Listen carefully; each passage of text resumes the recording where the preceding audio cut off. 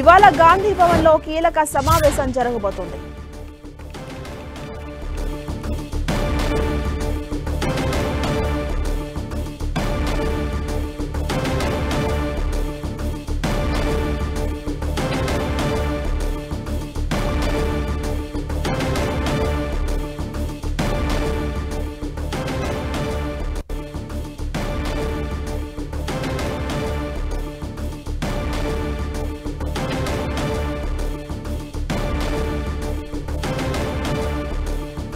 PCC అధ్యక్షుడు మహేష్ కుమార్ గౌడ్ అధ్యక్షతన రాజకీయ వ్యవహారాల కమిటీ పిసిసి విస్తృత స్థాయి కార్యవర్గ సమావేశాలు ఇవాళ జరగబోతున్నాయి. వీటికి ముఖ్య అతిథిగా ఏఐసిసి అధ్యక్షుడు ఖర్గే హాజరు కాబోతున్నారు. సీఎం రేవంత్ రెడ్డి, మీనాక్షి నటరాజన్, ఉప ముఖ్యమంత్రి భట్టి విక్రమార్క ఇతరులు ఇందులో పాల్గొంటారు.